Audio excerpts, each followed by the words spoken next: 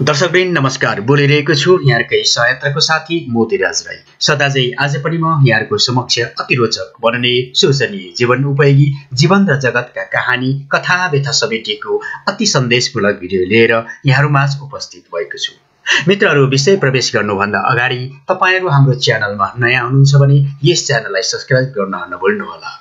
यानी कि यस्ता खालका उत्प्रेरणा मोटिभेशनल र जीवन उपयोगी सामग्रीहरू यहाँले सधैँ पाइरहनुहुनेछ र यस्ता खालका सकारात्मक कुराको खोजी र चासो दिने व्यक्तिहरूमध्ये तपाई एक हो। यसर्थ यस्ता महत्त्वपूर्ण जीवन उपयोगी भिडियोहरू हेर्नको लागि यस च्यानललाई सब्स्क्राइब गरी हामीसँग जोडिरहनुहोला र यो भिडियोलाई अन्तिमसम्म हेरी लाइक जस्तो लाग्छ त्यस्तै कमेन्ट्स र आफ्नो साथीहरूसँग शेयर गरी यस्ता जीवन उपयोगी सन्देशलाई संसारभरि प्रभाव गर्ने हाम्रो अभियानमा साथ दिइरहनुहोला। यदि गर्दा यहाँलाई त खासै फरक नपर्ला, तर मलाई पनि अति हौसला मिल्दैछ र साथै यहाँको मायाले सद्भावले अरु भिडियोहरू निर्माण गर्नका लागि जिम्मेवारी समेत प्रदान गर्नुहुनेछ। दर्शकबिन आउनुहोस् विषय वस्तुतिर लागौं। आजको विषय वस्तु छ नियन्त्रण, कन्ट्रोल।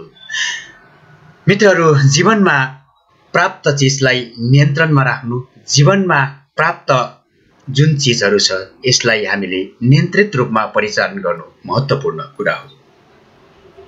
मित्रहरू, ज्ञान नभएमा हामीले शब्दमा नियन्त्रण गर्नुपर्छ, अस्थिरता नभएमा हामीले सोचाइमा नियन्त्रण गर्नुपर्छ, प्रगति नभए अल्छीमा नियन्त्रण गर्नुपर्छ, रिस क्रोध उठे भएमा हामीले संवेगमा नियन्त्रण गर्नुपर्छ, आम्दानी हुँदैन भने खर्चमा नियन्त्रण गर्न सिक्नुपर्छ र सबैभन्दा जीवनको महत्त्वपूर्ण कुरो स्वास्थ्य हो।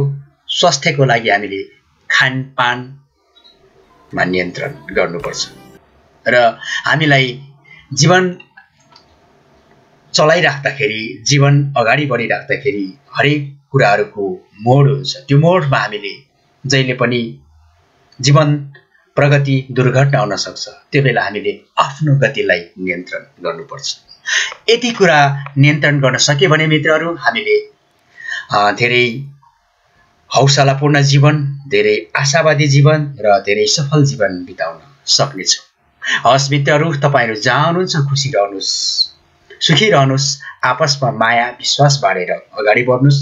जहाँ हुनुहुन्छ स्वस्थ रहनुहोस्, व्यस्त रहनुहोस्, मस्त रहनुहोस्, सधैँ सकारात्मक मार्गमा आफ्ना पाइलाहरूलाई चालिरहनुहोस्। अहिलेलाई हामी छुट्टिन्छौँ। अर्को भिडियोमा अवश्य पनि भेट हुनेछ। अहिलेलाई नमस्कार।